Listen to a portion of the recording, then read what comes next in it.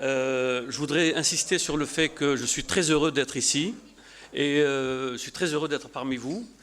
Et je suis encore plus heureux parce que je vois beaucoup de jeunes médecins nucléaires, donc la relève est assurée.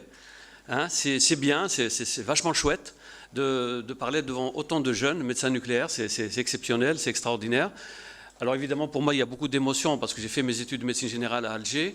J'ai connu Babzoir dans la boue entre les amphis et puis j'ai vraiment fait tous les hôpitaux d'Alger, en externe, en résident. Et voilà, après, la vie a fait autrement et je me suis retrouvé en France. Je travaille dans un centre anticancéreux et on a un modèle à Toulouse qui est intéressant, c'est l'association d'un centre anticancéreux et de l'hôpital. Alors c'est évidemment compliqué parce qu'il faut faire travailler les hommes ensemble et en général les hommes et les femmes ensemble. Et la difficulté quand on met des êtres humains ensemble, c'est toujours la question c'est pas ce qu'on va faire, mais qui va être le chef de l'autre. C'est toujours un peu compliqué, mais enfin ça se passe bien globalement. Donc merci évidemment aux deux piliers qui m'ont invité, qui m'ont donné l'occasion et la chance d'être là. Donc Dr Bourouba et Dr Naili, merci beaucoup. Merci à tous les organisateurs qui ont monté cette journée et j'espère que c'est une occasion pour moi aussi et pour vous d'établir des collaborations et de travailler ensemble. Le champ de la thyroïde est très ouvert et on peut vraiment faire des choses très intéressantes. Alors, on va commencer. Alors c'est comme ça, voilà. Alors la première des choses qu'on peut dire aujourd'hui, c'est que l'incidence en soi du cancer de la thyroïde augmente, et elle augmente de manière intéressante, puisque on voit que si on détaille un peu cette incidence, cette progression, on voit que finalement ce qui progresse, ce sont les petites tumeurs. Ça voudrait dire quoi? Ça voudrait dire que si on avance sur la prise en charge de ces petites tumeurs, on n'est pas forcément... il y a du pour et du contre, mais on n'est pas forcément dans des maladies agressives et méchantes. Ça veut dire aussi que pour nos patients, comme vous pouvez le voir, à 5 ans, il y a 98% de survie. Donc c'est un cancer qui se traite bien, qui se soigne bien, qui se surveille facilement. Alors, les questions qu'on pourrait se poser aujourd'hui, c'est est-ce qu'il faut opérer tous les nodules? Évidemment non, parce que vous savez que depuis l'adoption de manière généralisée de la classification EUTIRAD, et en particulier de Bethesda, aujourd'hui, on devrait, un chirurgien qui fait de la chirurgie thyroïdienne pourrait être facilement à 40-50% de cancer. C'est-à-dire qu'on ne devrait pas opérer des nodules qui n'ont pas besoin d'être opérés. Ça voudrait dire aussi que les chirurgiens ont réduit énormément de thyroïdectomie et on l'a vu effectivement dans les services de chirurgie.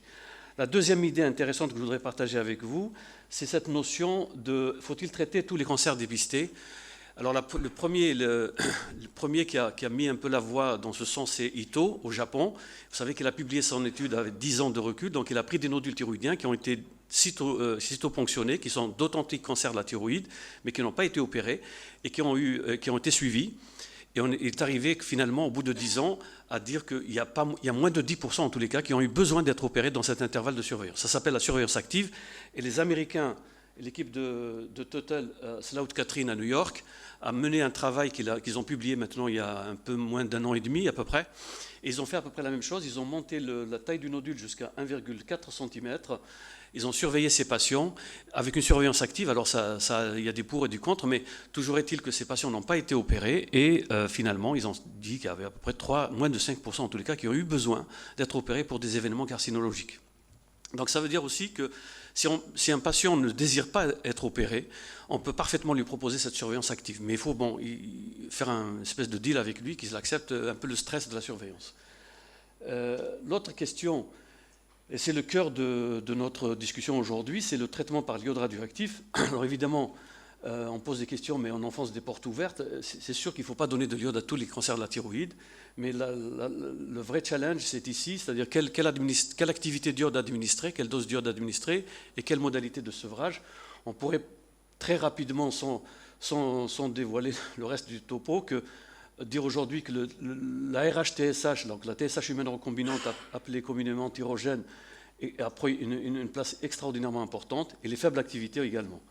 Alors, Est-ce qu'il faut surveiller de la même façon? C'est aussi une question intéressante parce que vous savez que pour ma génération, on a freiné des patients à mort, TSH 0,0, subhyperthyroïdie, et quelle que soit la morbidité cardiaque ou osseuse, on a dit, bon, vous avez un cancer, il faut qu'on vous freine la TSH. On ne joue pas là-dessus. Et aujourd'hui, on a quand même beaucoup avancé parce qu'on ne freine plus les patients qui sont en rémission complète, on ne freine plus les petites maladies, et ça, c'est vraiment une vraie avancée. Alors j'ai mis ça en rouge parce que je crois qu'il faut faire attention à la désescalade, parce qu'on a tendance quand même, dans ces temps modernes, sous des aspects médico-économiques en particulier, pour faire beaucoup de désescalade, mais je crois que quand on désescalade, il faut avoir des niveaux de preuves importants, et en particulier des études randomisées. Donc tout ça nous amène à quoi? Nous amène finalement à la nécessité de déterminer des sous-groupes qu'on va traiter d'une certaine façon et pas d'une autre, qu'on va surveiller d'une façon et pas d'une autre. Alors, j'ai fait cette slide un peu comme ça. Si on prend ce groupe à faible risque, évidemment, ce qui serait intéressant pour ce groupe, c'est de faire une prise en charge la moins agressive possible, une surveillance la plus allégée possible. Pourquoi? Parce que ces patients vont gagner en termes de morbidité en ce qui concerne la chirurgie, l'iode et la frénation. Ça veut dire quoi? Ça veut dire qu'il faut personnaliser ces traitements et qu'il ne faut pas traiter ces patients de manière lourde. À l'opposé, si vous avez des patients qui sont à haut risque, évidemment, là, il faut sortir l'artillerie lourde si besoin, parce qu'ils ont un bénéfice direct sur la mortalité, la récidive et la maladie résiduelle. Le groupe le plus compliqué, c'est celui qui est entre les deux. Ce sont les groupes intermédiaires, c'est ceux-là qui nécessitent des concertations pluridisciplinaires, des discussions dans des réunions de concertation pluridisciplinaires, et ce sont ceux qui bénéficient plus de cette réflexion pluridisciplinaire. Alors, on s'est posé aussi la question en disant, est-ce que la biologie moléculaire va nous résoudre quelques difficultés pour séparer les patients à haut risque, les patients à faible risque, les cancers agressifs et des cancers moins agressifs? On a beaucoup eu d'espoir, il y a eu beaucoup de discussions, beaucoup d'espoir sur BRAF. En réalité, ce n'est pas vraiment déterminant, puisqu'on sait très bien que dans les maladies métastatiques avancées, 40 à 45% sont mutés BRAF, le reste n'est pas muté. Donc c'est pas forcément, mais ça aide quand même dans la décision, en se disant que quelque part il y a une petite idée d'agressivité derrière. Le plus actuellement, celui qui retient le plus l'attention, c'est TERT, et on pourrait penser que ça pourrait aider pour distinguer l'agressivité des cancers thyroïdiens. Toujours est-il que dans notre vie quotidienne, dans notre pratique quotidienne, c'est un peu, excusez-moi du terme, mais no money, no sex, c'est-à-dire que quand on demande à nos pathologistes, et en particulier quand j'ai demandé à la responsable de la plateforme de biologie moléculaire de me faire du BRAF, déjà pour les métastatiques, il a fallu se battre pour avoir accès à la plateforme de biologie moléculaire, parce que le cancer de la thyroïde, c'est tout petit, c'est pas le poumon, et évidemment, il traîne un peu les pieds. Mais je pense que si vous avez la responsabilité de prendre en charge des cancers métastatiques, il faut vraiment se battre pour avoir un panel de mutations. Et pour ma petite expérience et pour notre petite expérience au sein du réseau TUTUREF national, les RCP nationales, on voit bien que les patients qui sont mutés BRAF ont vraiment un bénéfice réel sur certaines thérapies ciblées, en particulier les anti-BRAF, et en les associant avec les anti-MEC, ça marche très très bien. Donc ça vaut le coup de faire du BRAF, mais plutôt en situation métastatique, pas dans la routine quotidienne.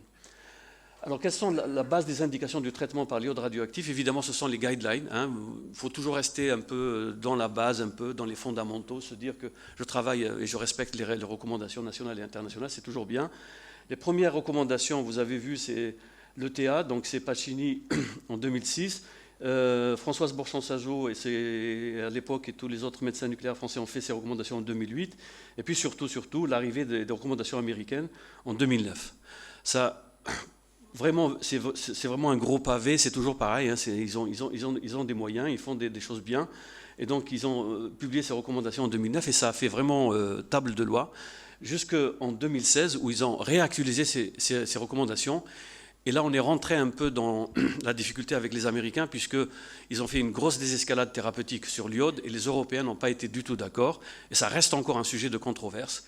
J'ai assisté il n'y a pas très longtemps à une réunion Europe-États-Unis pour trouver un moyen de se mettre ensemble et de faire des recommandations consensuelles entre les 4 sociétés savantes, ETA, EANM, SNMI et ATA.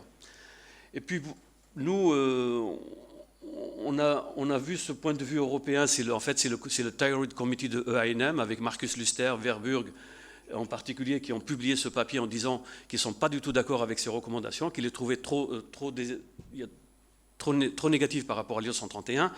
Ils avaient un peu même critiqué la composition de la task force qui a fait les guidelines ATA, parce qu'ils ont dit finalement, on ne va pas les prendre pour nous, parce qu'il n'y a même pas un médecin nucléaire dedans. Bon, il y avait Schlumberger, mais on ne sait pas s'il est vraiment un médecin nucléaire, M. Schlumberger. Et donc, ils ont rejeté ces recommandations américaines. Et nous, un peu, dans notre petit village gaulois, on a dit, finalement, on pourrait prendre ces recommandations américaines, parce qu'il y a vraiment énormément de données bibliographiques, c'est un énorme travail, c'est vraiment extraordinaire, et travailler sur ces recommandations américaines, mais plutôt tenir compte de notre réalité clinique et les adapter à notre pratique clinique française. Et au final, quand on est un peu critique et quand on regarde un peu de manière un peu critique ces recommandations, on s'aperçoit que globalement, ce qui est très gênant, c'est que l'ensemble de ces recommandations sont basées sur des études rétrospectives. Et quand vous voulez avoir des niveaux de preuve et grader vos recommandations, vous avez besoin d'études randomisées. Et quand on réfléchit, globalement, il y a 2 études randomisées. C'est estimable en France, avec 750 patients, et AILO au Royaume-Uni, et ça fait à peu près un peu plus de 1000 et quelques patients. Ce sont les 2 études, mais ces 2 études, si vous les avez lues, ça concerne les faibles risques, en particulier l'étude estimable. Ce sont vraiment des faibles risques. L'étude AILO a inclus quelques patients N1, mais en France, on n'a pas du tout inclus très très peu de N1 ou des petits N1. Actuellement, on voit que le mouvement quand même continue malgré tout, parce qu'en France, on a mis estimable 2. Donc c'est Sophie Lebouleux qui est l'investigatrice principale. Et là, on évalue la surveillance versus 30 millicuridiode. Donc j'ai mis à peu près 50 patients dedans. Et globalement, franchement, on n'est pas. Donc ça en a fini en février 2018, le dernier patient. 2022, ce sera la publication, ce sera l'exploitation des données. Et probablement, ça sortira en non inférieur, la surveillance sortira en non inférieur, puisque sur mes patients que je suis, il n'y a pas d'événement vraiment. Le Royaume-Uni a fait la même chose, hein, donc c'est pareil, 30 millicuries versus surveillance. Il y a cette étude en Finlande qui est randomisée, 30 millicuries versus 100. Au final, quand on a les recommandations, ça nous sert bien sûr évidemment à asseoir notre travail, mais globalement, quand vous avez un patient devant vous, le document que vous avez, c'est celui-là, finalement, c'est la NAPAT. Donc vous avez un cancer papillaire de la thyroïde, 2,3 cm, extension extra-thyroïdienne ou pas, intraparenchymateux ou pas, etc. Alors la nouvelle TNM, je pense que vous la connaissez, elle se distingue de l'ancienne TNM du fait que cette extension extra-thyroïdienne limitée n'est pas prise en compte. C'est-à-dire quand vous avez un T2 aujourd'hui, si vous ne lisez pas le texte, si vous juste regardez le stade de TNM, vous ne savez pas s'il y a une extension extra-thyroïdienne ou pas, donc il faut faire attention. Il faut lire le texte et demander au pathologiste de vous préciser cette extension, parce que, bon, même si on le verra tout à l'heure dans les slides, que les Américains ne tiennent pas trop compte, mais globalement, si on regarde les travaux, si on regarde la littérature, en particulier le dernier papier qui a été fait par l'équipe de la Pitié avec Laurence Lénart, ils ont bien montré qu'au-delà de 1 cm, cette petite extension est péjorative. Donc, lisez-le correctement. Après, le reste, ça ne change pas. Hein. Le N1, bon, N1A, c'est le compartiment central, N1B, c'est le compartiment latéral, mais il n'y a pas de gros changement. La JCC, le changement majeur, je pense, c'est l'âge qui est porté à 55 ans. Avant, c'était 45 ans. Et nous, dans nos recommandations, d'ailleurs, on en a tenu compte. Et je crois que c'est bien de l'avoir monté un peu plus, parce que je trouvais que ça pénalisait au niveau des stades 1 et stade 2 cet âge de 45 ans. La nouveauté pour les médecins nucléaires, et ce n'est pas très favorable au traitement par l'iode radioactif, c'est les NIFT. Ce sont les NIFT. Donc c'est Nikiforov qui a fait ça. 109 patients, une série rétrospective, ils ont regardé si les carcinomes papillaires encapsulés, sans aucun embole dans la capsule thyroïdienne, étaient péjoratifs et pouvaient être considérés en borderline comme pratiquement un nodule bénin. Ils ont sorti leur série et en gros ça fait un peu le carcinome in situ, et ils ont trouvé que c'était vraiment une maladie très très peu agressive et qu'on pouvait éventuellement, une fois qu'on a diagnostiqué une NIFT correctement, et qu'on a demandé au pathologiste de regarder de manière exhaustive la capsule, s'il n'y a pas d'embole dans la capsule, on peut considérer qu'elle n'a pas besoin de traitement par l'iode radioactif, et on se poserait même la question s'il faut vraiment les surveiller, ces patients. La question n'est pas résolue. Au dernier congrès de la SFE, il y a eu un topo de Laurence Lénart de la Pitié-Salpêtrière qui a dit carrément que devant une NIFT, on ne surveille plus. Moi, je pense que c'est un peu excessif, parce que je vous ai mis ici cette publication du World Journal Surgery en 2017 sur 106, je crois, 106 ou 103 NIFT. ils ont trouvé 6% d'événements carcinologiques en nodules. Il y a même, dans les 6%, il y a même un patient qui avait une NIFT et qui avait des métastases pulmonaires. Dans ma petite expérience, il n'y a pas très longtemps, on a traité une NIFT parce qu'elle avait plus de 4 cm, on lui a donné 30 millicuries thyrogène, et à la scintigraphie post-dose, on avait des localisations pulmonaires. Donc, la décroissance, la désescalade, c'est bien, mais un peu de bon sens aussi, c'est pas mal. Alors, au final, on pourrait retenir quand même des choses un peu solides sur lesquelles vous pouvez vraiment travailler. Nous, on a considéré que la taille tumorale était quelque chose de significatif. Effectivement, un cancer de 5 cm, même s'il est intraparenchymal, on devrait le regarder de manière un peu attentive, surtout s'il a une histologie défavorable. L'extension extracapsulaire thyroïdienne, l'envahissement ganglionnaire. Et là, il faut faire à la fois attention au nombre de ganglions envahis, au nombre de ganglions qui ont une rupture capsulaire et à la taille des métastases ganglionnaires. Il y a aussi un autre critère qui est rapporté dans la littérature et qui est significatif, c'est le nombre de ganglions envahis sur le nombre de ganglions examinés. Enfin, ma grand-mère aurait été d'accord avec ça, parce que si vous avez un ganglion atteint sur un ganglion examiné dans le curage, bon, ça revient à un ganglion sentinelle, ce n'est pas du tout un curage. Mais c'est quand même important, et ce ratio de nombre de ganglions envahis sur le nombre de ganglions examinés est un facteur pronostique, parce que plus vous avez de ganglions examinés et moins de ganglions envahis, mieux c'est. L'autre critère, c'est l'histologie, et il y a tous les sous-types du papillaire qui sont rapportés là, et ce sont quand même des maladies plus agressives que le type classique, donc il faut en tenir compte. L'angio-invasion, c'est la maladie à distance, et la nécrose. On rappelle quand même les fondamentaux. Quand on donne de l'iode radioactif, on peut le donner soit pour détruire des reliquats thyroïdiens normaux, donc ça c'est plutôt, on enlève ce qui est normal, on va plus facilement surveiller le patient, on va avoir une surveillance plus sensible, plus simple, etc. Et moi, je crois beaucoup à ça, c'est-à-dire que finalement, quand on est dans le between et qu'on se pose des questions, je crois que la scintigraphie post-dose peut aider parfois à mieux stadifier les patients. Et c'est pas un examen extrêmement compliqué à faire. Et ça peut aider dans certaines situations pour dire finalement, on a bien fait de donner de l'iode radioactif. Et rien ne dit que dans ces traitements, dans ces destructions de reliquats, on n'irradie pas quelques micro-foyers. Donc, bon, voilà. Alors, toute la discussion actuellement, elle est là. C'est-à-dire que cette dose ablative, si on considère que c'est juste pour détruire des reliquats thyroïdiens, à la limite, on peut surveiller le patient sans donner de l'iode radioactif. Il faut bien distinguer, et nous, on insiste, et je trouve que même au niveau international, il y a cette discussion qui est portée. C'est-à-dire, on dit qu'aujourd'hui, si on donne de l'iode radioactif, si on dit qu'on est en situation adjuvante, ça veut dire que c'est comme une chimiothérapie finalement.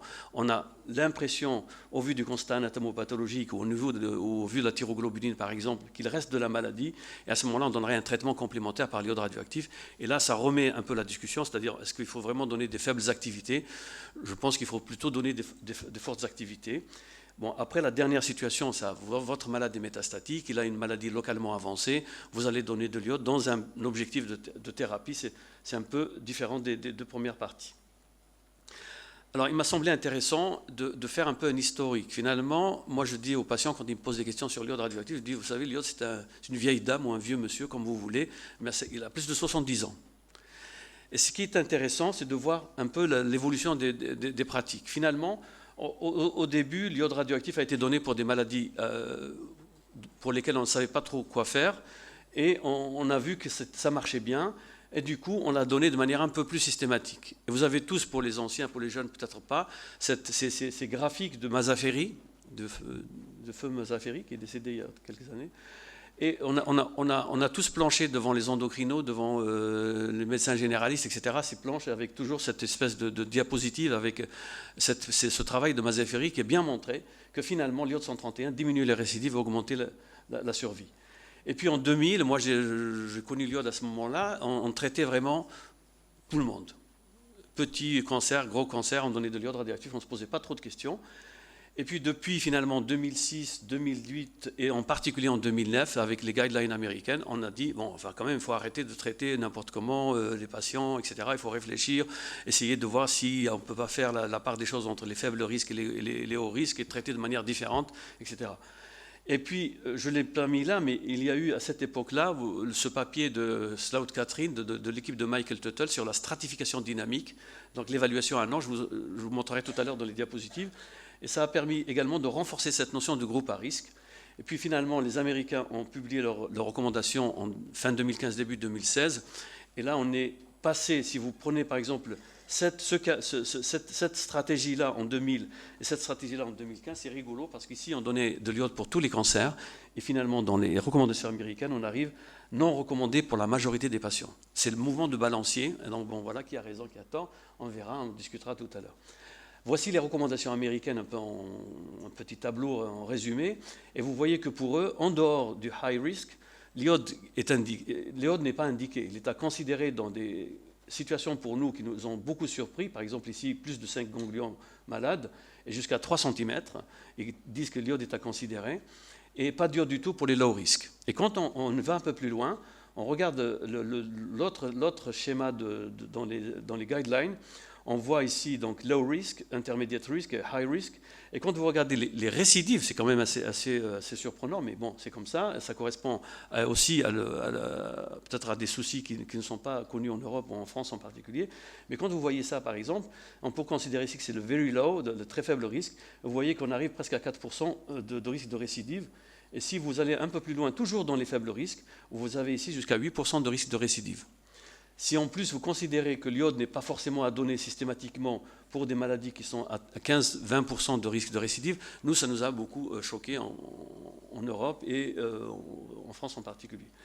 Et donc on s'est mis d'accord, je me souviens très bien, David Tayeb m'a appelé un matin en me disant « Est-ce que tu accepterais de coordonner des recommandations ?»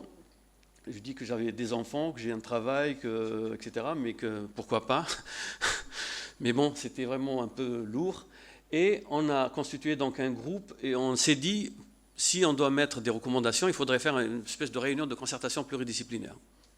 Donc on a demandé aux sociétés savantes, médecine nucléaire, SFE, Société française d'endocrinologie, de pathologie, de biologie clinique, l'Association française de chirurgie endocrine, et les ORL, on leur a dit, est-ce que vous pouvez nous désigner 2 experts de votre société savante pour travailler avec nous?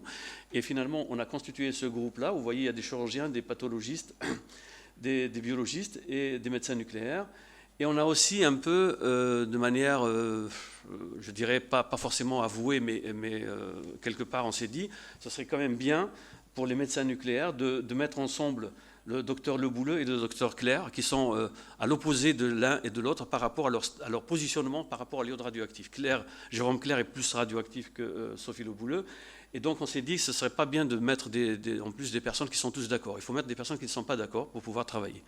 C'est intéressant parce qu'il y a eu vraiment beaucoup de discussions, beaucoup de conférences téléphoniques. On a eu 2 ou 3 réunions physiques.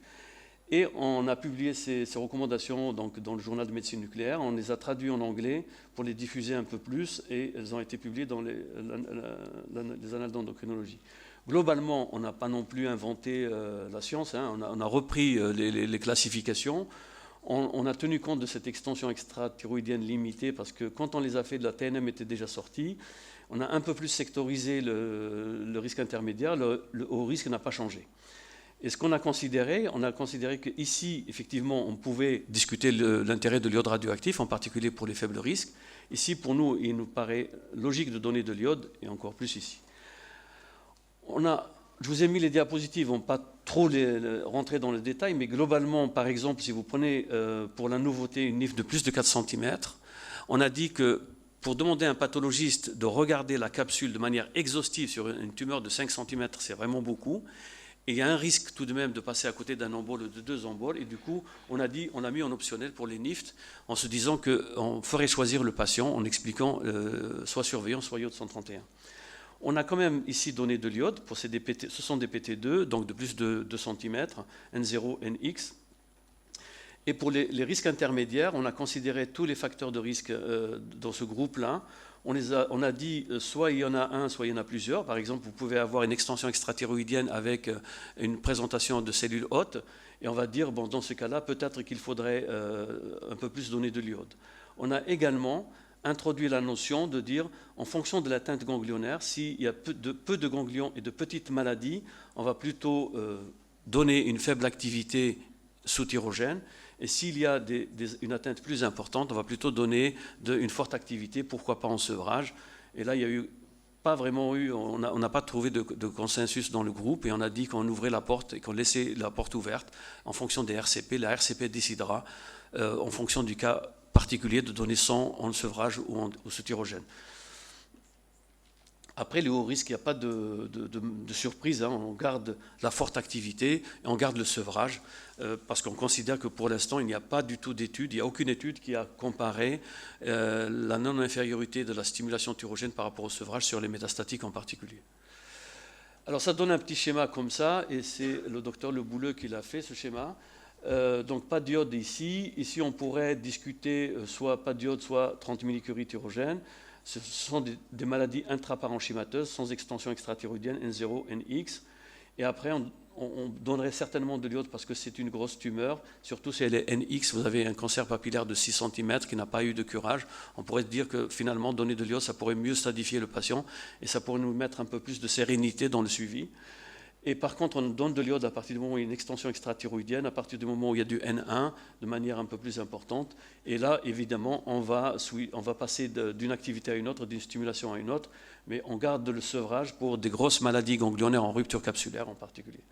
Et enfin, pour les PT4, donc localement avancés, qui ont atteint les muscles périthyroïdiens, la trachée, l'œsophage, etc., évidemment, on va donner de l'iode, mais on va le donner en sevrage et une forte activité.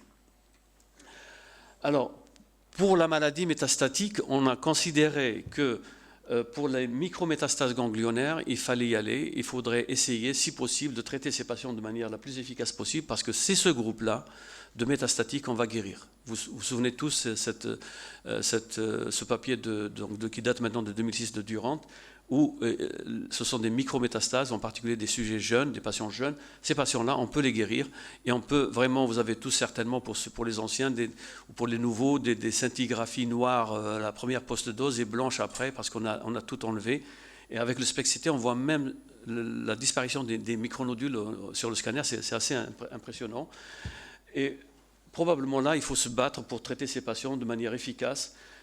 Au moins 3 traitements consécutifs séparés de 6 mois. Alors ne me demandez pas pourquoi 6 mois, voilà, mais c'est l'empirisme total dans les métastases. Et continuer le traitement si possible. Alors il se pose la question qui est la plus délicate, ce sont des patients qui sont jeunes, ou les enfants par exemple, qui ont des micrométastases, qui fixent bien l'iode. On les a traités et à un moment, on voit la thyroglobuline qui chute de manière spectaculaire. Après la 3e traitement, on voit la fixation qui a vraiment nettement diminué, il reste un petit peu de fixation. On pourrait se poser la question de est-ce qu'on continue ou est-ce qu'on surveille? C'est pas tranché, c'est très difficile.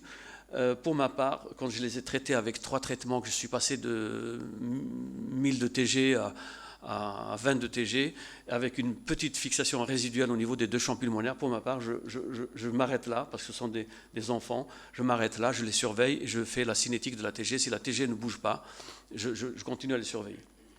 Mais il n'y a pas de consensus là-dessus, donc c'est plutôt l'expérience clinique, la réunion de concertation pluridisciplinaire qui va vous aider, qui va nous aider à avancer.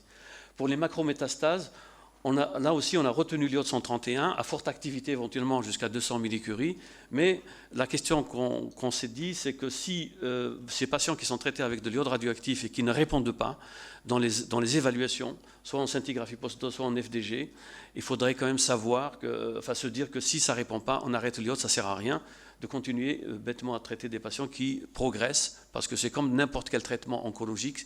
Si vous traitez un patient avec une chimiothérapie qui progresse, vous n'allez pas continuer quand même la même chimiothérapie, ce ne serait pas logique. Et c'est pareil pour l'iode radioactif, il n'y a pas de raison. Parce que des fois, on est trompé par la persistance de fixation, mais si on voit apparaître, par exemple, des nouvelles lésions, c'est franchement pas logique de continuer à irradier ces patients. Les cancers les plus délicats à traiter, ce sont les cancers osseux, les métastases osseuses. Métastases osseuses, moi je pense qu'il y a une part très intéressante pour l'iode pour les lésions infraradiologiques. C'est ce qu'on voit sur la scintigraphie post-dose, mais qu'on ne voit pas sur l'imagerie SPECT en correspondance sur le scanner. Ou même si vous faites une IRM, vous ne voyez rien. Ces patients-là, on peut les guérir, ou au moins on peut vraiment les contrôler. Mais pour les macrométastases osseuses, je crois que l'iode, malheureusement, n'est pas d'une grande efficacité, ou tout du moins si on traite et qu'on voit qu'on stabilise et qu'on contrôle la maladie, ne pas oublier tous les traitements locaux qu'on peut proposer à ces patients. La chirurgie, l'ostéosynthèse pour éviter les fractures pathologiques, la radiothérapie externe, la radiofréquence, la cryothérapie, et ne pas oublier qu'ils ont mal, et donc prendre en compte la douleur. Ne pas oublier également les bisphosphonates quand il y a besoin. Et ces patients méritent des discussions de manière très très pointue, et pourquoi pas avec les collègues, les radiothérapeutes et les chirurgiens quand il y a besoin. Alors ça donnerait à peu près ça, jusqu'à preuve du contraire, même si c'est remis en cause par certains. Je pense que pour les métastases, il faut freiner, il faut continuer à freiner les patients. Après, on peut freiner sans mettre forcément les patients en difficulté. Il faut ne jamais oublier les traitements locaux pour les métastases, donner de l'iode si ça fixe, en sachant encore une fois que vous voyez que si on regarde la survie à 10 ans, il y a un tiers des patients, et ce sont vraiment les patients jeunes, les micrométastases qu'on va guérir. Et après, vous avez le tiers qui va être contrôlé, mais qui à un moment ou à un autre va switcher vers une maladie réfractaire. Et puis malheureusement, le tiers restant qui ont des maladies graves et qu'il faut savoir, peut-être pour le coup, ne pas perdre trop de temps à les traiter inutilement, mais les basculer en réfractaire et les traiter avec des thérapies ciblées. Une petite remarque pour les patients jeunes, nous on le fait systématiquement et en particulier quand on voit un patient arriver avec beaucoup de ganglions malades, on ne sait pas si on va retraiter ce patient plusieurs fois, donc avant de donner la première dose d'iode, on fait une cryoconservation de sperme. C'est utile, et juste comme ça pour une petite histoire, un patient qui était métastatique et qui maintenant qu'on a contrôlé parfaitement sa maladie métastatique est venu à ma consultation avec son ami me dire on voudrait faire un enfant, alors qu'est-ce qu'on va utiliser, est-ce qu'on va faire une procuration, on va se faire aider des paillettes que j'ai gardées. J'ai discuté ce dossier en RCP de fertilité, parce qu'il y a des RCP de partout maintenant, RCP de fertilité, et ils ont dit que ce serait mieux d'utiliser les spermatozoïdes qu'il a conservés avant le premier traitement et en plus après les autres traitements. Donc voilà, c'est une anecdote, mais nous, on le fait systématiquement. Et après, savoir aussi avoir l'œil. Vous savez qu'il y a eu 2 papiers l'année dernière dans Leukémia et dans le JCO sur les myélodysplasies et le leucémie. On a fait une réponse à l'éditeur, en particulier pour le JCO, et ça a été accepté en disant que les données recueillies du CIR américain n'étaient pas correctes et que sur le plan statistique, ce n'était pas bon. Mais n'empêche que ça attire l'attention, il faut quand même leur surveiller, la formulation sanguine. Quand vous les voyez en consultation, ça ne mange pas de pain et ça peut éventuellement vous amener à dépister ces maladies liées à l'iode radioactif. Alors, je vous ai mis ici la définition du réfractaire, mais franchement, ce n'est pas très compliqué de classer un patient en réfractaire. C'est un malade qui progresse sous l'iode radioactif ou qui ne fixe pas du tout, ou qui garde quelques fixations, mais il y a apparition d'autres anomalies, en particulier à la TEP-FDG. On arrive parfaitement à les voir, ces patients. Et même on peut les voir aussi sur le plan réciste. Si des tumeurs progressent sur le plan réciste, malheureusement, il faut proposer autre chose. Alors, la deuxième partie du topo, ça concerne les biomarqueurs et l'imagerie, parce qu'au final, ce qui va vous permettre de bien traiter ces patients, ce sont les outils d'imagerie. Et on en a en médecine nucléaire, et ce serait dommage de ne pas les utiliser en situation initiale. Alors j'avais pris cette photo un peu juste pour rigoler, parce que vous savez qu'à la fin de son mandat, il a sorti la boîte à outils. Bon, ça n'a pas trop marché, mais nous, ça marche. Parce qu'on a l'échographie qui est vraiment une grande place on a surtout la scintigraphie post-dose et le TEP-FDG qui nous aide en permanence à stadifier le patient et surtout aussi la thyroglobuline. Donc quand est-ce qu'on va utiliser ces outils? C'est au moment initial, faire un bon staging de votre patient, c'est vraiment lui donner le maximum de chances d'un traitement personnalisé. Et également, lors de la récidive, on en aura besoin. L'échographie, je ne sais pas comment ça se passe, mais nous, on a trouvé une parade en se disant, de toute façon, quand on demande une échographie, on a toujours des comptes rendus nuls, pas de ganglions, pas de je ne sais pas quoi. On s'est tous organisés à peu près, si vous demandez aux médecins nucléaires qui s'occupent de la cancer de la thyroïde dans les villes françaises, on s'est tous organisés pour avoir un confrère ou deux dans la ville, pas loin, avec qui on travaille, qui nous fait des échographies un peu normal, quoi, bien, avec un schéma de Robbins. Et je vous renvoie à ce papier, ces guidelines sur l'échographie. Il y a tout. Il y a tout ce dont vous avez besoin, franchement. Vous pouvez le lire sans modération si vous avez besoin de l'échographie et d'évaluer de savoir quand est-ce qu'on l'a fait, quand est-ce qu'on l'utilise, etc. La question intéressante, c'est quel ganglion ponctionner. Dans ces guidelines, ils disent que finalement, moins de 10 mm, puisqu'on ne va pas proposer des choses extraordinaires à ces patients, est-ce que ça vaut vraiment le coup? Si vous avez un confrère radiologue qui vous dit c'est un ganglion qui n'a plus de hile, qui est suspect, qui a des microcalcifications, c'est sûr que c'est... Voilà, on peut... Est-ce que ça vaut vraiment le coup de ponctionner des petites formations ganglionnaires? Pour en faire quoi? Un curage? Peut-être pas. Donc, on se pose la question. Toujours est-il qu'à un moment ou à un autre, on fera cette ponction. Donc voilà. Et si vous la faites, n'oubliez jamais, pour les jeunes, de doser la thyroglobuline dans le liquide de rinçage. Parce que même quand la cytologie n'est pas contributive, si la thyroglobuline est positive, votre ganglion est métastatique. Et ça quand même... On a plus confiance aujourd'hui dans la thyroglobuline dans le liquide de rinçage que la cytologie. Tellement c'est vraiment important. Alors, ce n'est pas 2 nanogrammes par millilitre, c'est en général plus de 100 ou des milliers de nanogrammes par millilitre. Et donc, demandez aux radiologues qui vous font des ponctions de ganglions de ne pas oublier de prendre un tube de dosage de thyroglobuline, un tube jaune avec 1 cc de sérum physiologique et de mettre dedans, de rincer, juste de rincer avec du sérum physiologique l'aiguille et la seringue et de mettre dans le tube et d'envoyer au laboratoire. Ça rapporte vraiment et ça classe le ganglion. Exiger un schéma de Robbins, parce qu'une fois qu'il est fait le schéma de Robbins, l'avantage, c'est qu'une fois qu'on a mis les ganglions dans les différents secteurs, etc., qu'on a repéré éventuellement un ganglion malade là ou ailleurs, quand on refait l'échographie, on reprend le schéma qu'on a fait initialement et on gagne beaucoup de temps et on est vraiment pertinent. Et ça, c'est vraiment quelque chose que vous pouvez négocier avec un radiologue qui s'intéresse à la thyroïde et qui va vous faire ce genre d'examen. Dans les recommandations, on avait le deuxième volet, c'est Anne-Laure Giraudet à Lyon qui l'a coordonné. On a mis ces recommandations, et donc je vais vous les décliner puisque ça répond un peu à ce qu'on se pose comme question. Et la première des choses, c'est la scintigraphie post-dose. On a considéré qu'elle pouvait être faite entre J2 et J7, mais si vous la faites à J10, c'est pas grave parce que ça marche toujours très bien. Hein, y a pas... Mais on a insisté sur le SPECT-CT en sachant qu'il y avait des centres en France qui n'avaient pas de SPECT-CT, donc on n'a pas voulu non plus fermer en disant qu'il faut absolument faire un SPECT-CT. Mais on a dit que si on pouvait le faire, ce serait vraiment bien parce que c'est vraiment aidant et ça apporte vraiment des informations pertinentes sur les fixations qu'on va voir à la scintigraphie post-dose. Et